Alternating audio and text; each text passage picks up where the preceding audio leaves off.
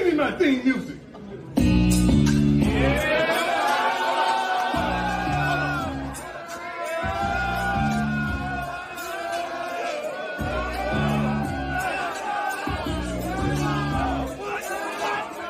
If someone would have told me about the lore behind Mar-a-Lago, I would have fallen down this rabbit hole a lot sooner. Before Mar-a-Lago was our president's stomping grounds, it was owned and built by an American heiress named Marjorie Merriweather Post. At the age of just 27 years old, Marjorie Merriweather Post inherited her father's business empire, Postum Cereal Company, a brand I'm sure you guys are all familiar with. Marjorie inheriting this business empire made her one of the wealthiest women in the United States before the age of even 30. With her fortune, she purchased properties in New York, DC, she purchased a yacht, she had an extravagant wardrobe, an amazing collection of jewelry, and one of her most prized possessions was her collection of Russian imperial artwork. In 1923, Marjorie and her second husband enlisted the help of an architect to help them design and build a dream property for the two of them that they hoped one day could be used as the winter White House for the President of the United States. In the 1920s, when Marjorie and her second husband built Mar-a-Lago, they spent a total of about $7 million,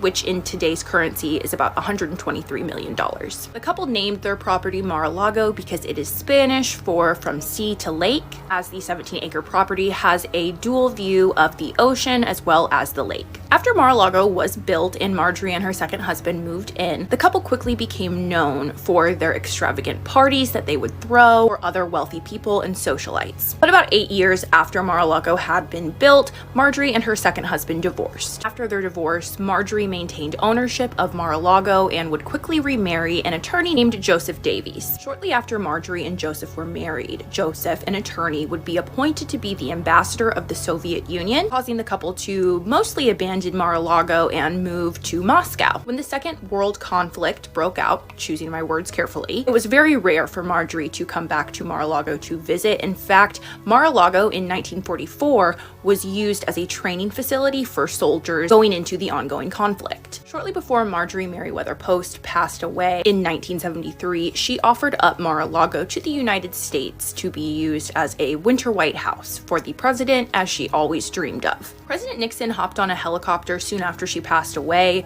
to view the property for himself, thinking that it could be some kind of a southern Camp David. But upon President Nixon viewing Mar-a-Lago at that time, he decided not to purchase the property, or decided the United States would not be purchasing the property as it would cost a lot of money to renovate and to maintain. After the United States decided not to take on that property, it was eventually listed and put on the market for $20 million. And in 1985, our sitting president purchased Mar-a-Lago for $10 million. I'm sure we know the story from there, but I very quickly want to rewind to a time period before Marjorie Merriweather Post bought this land and built Mar-a-Lago. Before Marjorie or Donald owned Mar-a-Lago, this was land that was slowly being stolen from indigenous tribes beginning in the 1500s and 1600s, but in 1818, Andrew Jackson led the efforts in the United States seizing Florida entirely. If I'm remembering correctly, maybe about 80 years after the American Revolution. You probably remember learning this in school, but settlers coming into the United States as a whole, but especially Florida, part of the reason why so many tribes were quite literally wiped off the map was not just due to physical violence of the settlers, it was also due to diseases that were being brought over from Europe and other places that indigenous Americans were not immune to. I know a lot of American history books tell us that these tribes disappeared. They did not disappear, they were ripped apart and wiped out by settlers. As settlers began to take over the United States, all of these native tribes were pushed towards the Everglades as settlers moved in.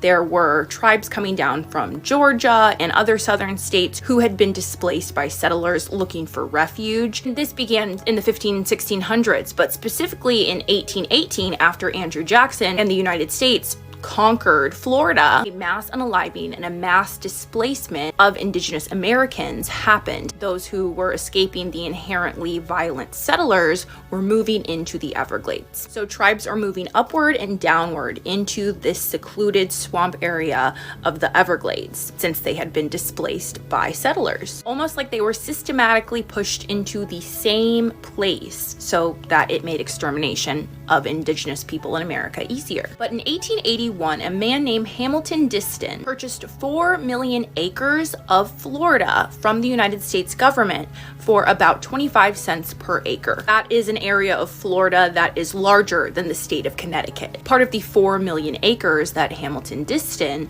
bought dirt cheap off the United States government is where our sitting president's Mar-a-Lago sits today. When Hamilton Diston purchased this massive area of Florida, his goal was to build up infrastructure for tourism, for businesses, for settlers, further desecrating the very small parts of Florida that was left to the indigenous people. One of the first things that Hamilton Diston did after he bought these 4 million acres was he began to drain the Everglades, the last refuge for indigenous Americans who had been pushed into this small secluded area of Florida so that settlers could live in their homes and on their land. Keep in mind, tribes that had not been exterminated, there were many, and not even all of them are shown here, were concentrated in this area of the Everglades. And when Hamilton Diston began to drain the Everglades so that he could make money off of businesses, hotels, tourism, only accelerated the extermination of indigenous people in the United States. And when we look at our history books, we are told that what was happening between the settlers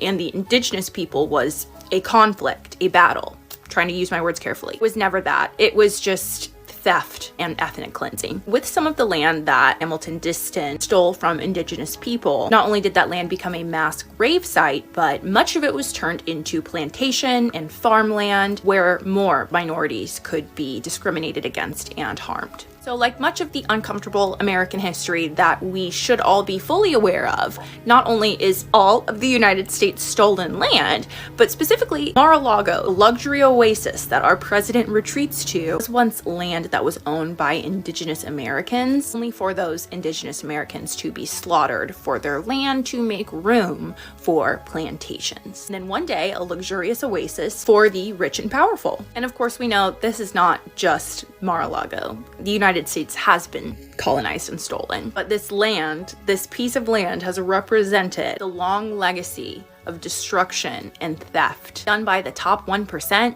onto the people.